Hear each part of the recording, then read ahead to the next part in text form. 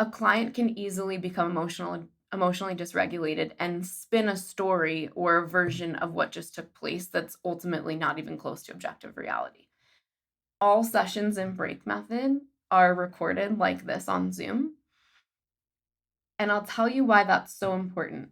I would say out of every 10 clients, perhaps, maybe 7 of them, I'll have to actually ask them at the end of the session, "Hey, I'm gonna shoot you this recording.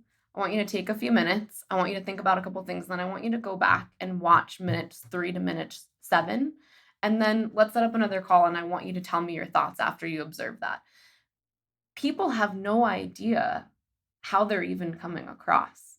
So that story, right, through being emotionally dysregulated that they come up with in their head that they would go tell to somebody else, they now have to go back and watch the session and watch that reality come crashing down. We call it reality vertigo in my practice, where all of a sudden you realize that what your brain has been making you believe actually is not at all in line with objective reality.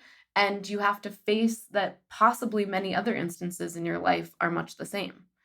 It's a tough moment to go through, which is why we call it reality vertigo. It kind of makes you feel like you're on a bad acid trip.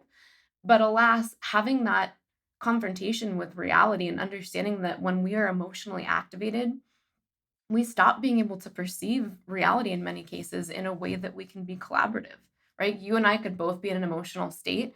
If we both got pulled into two opposite rooms and polygraphed, we would both believe what we're saying. But that doesn't mean that it's actually objectively true. And I think for a lot of people going through break, this confrontation of like, wow, I mean, I thought that that was true and I'm not lying. And then that can still ultimately not be in line with objective reality. It's a tough pill for some people to swallow. That we sometimes get into in relational psychodynamic therapy. Like I'm thinking about transference and countertransference, right? Mhm. And that for therapists who have a relational foundation, as I consider myself to do, I'm pretty eclectic, but I say the relational piece is foundational for me. That what the client projects onto the therapist is important information.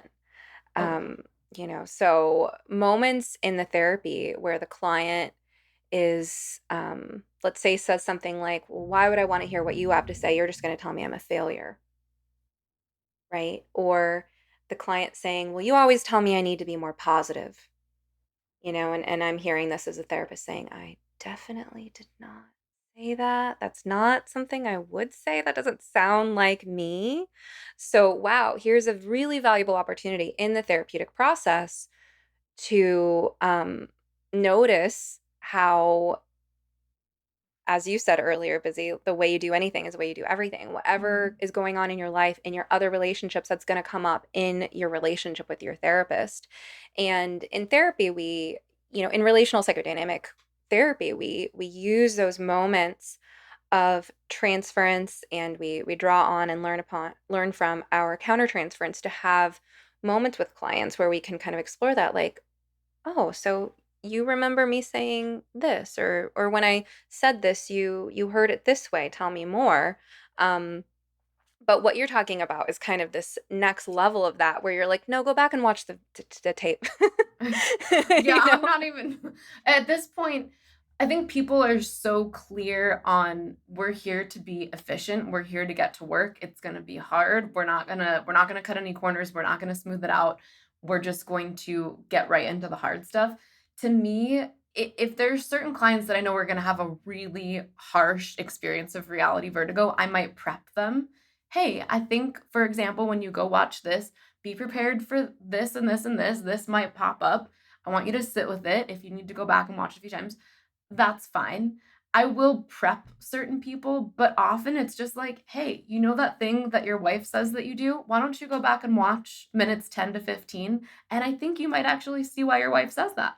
And then let's check back in. And usually they'll come back and they're like, oh my God. I think because we set this standard that we are all here to observe our own data and patterns and ultimately take a step back so it doesn't feel as guilty and shameful like I am a fundamentally bad person. I am a mean angry person. There isn't any of that because we've taken a step back and we're observing self take these actions or act this way, because we're now understanding through the process of break that ultimately these things aren't actually you. It's your brain pattern, puppeting your mouth and changing the way your eyebrows or your facial expression is, but that's not fundamentally you. And I think this is one of the most stark contrasting points with where we found ourselves today is this idea that we just should radically own our personality. Well, I'm just going to radically do me. You think you're radically doing you, but the reality is that's just you radically owning all of the ways that your brain pattern influences your behavior in a way that's very much like a reflex. It's not authentically anything. All it is repetitively the pattern that you tend to perpetuate.